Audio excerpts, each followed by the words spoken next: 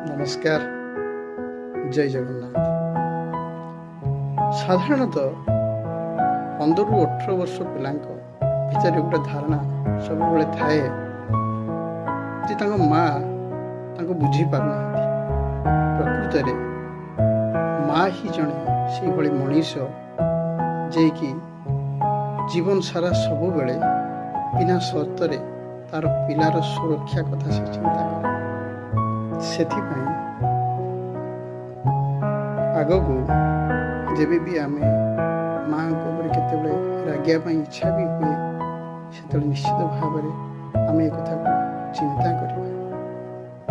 माँ तुम दुश्मन नहीं, माँ तुम शुभ चिंता जिते से चेष्टा करती तुमको सजाड़ा तुमको से कहती रागती ता पछरे केवल गोटे कथा ही थाए तुम सुरक्षा आ तुम भविष्य तैयारी।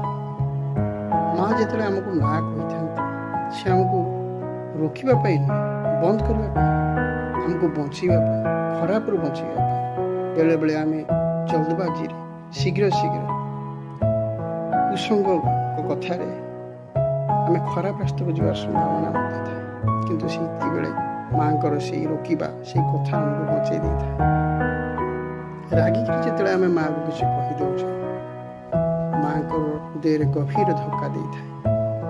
आम तो कहला पर भूली जाए किंतु माँ बहुत समय बहुत दिन धरी से मन रखती एवं चिंता करती मोर कौटी भूल रही जाना कथा।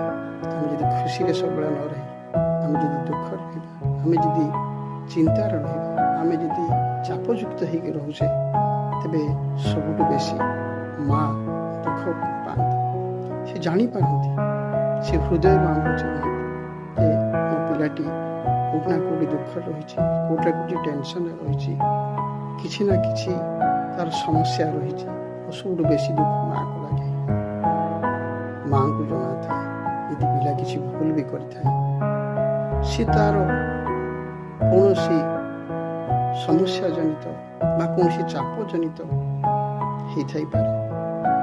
संसार समस्ते आम कथा द्वारा आमको चिन्हती किंतु माँ आम हृदय आमको चिन्हती।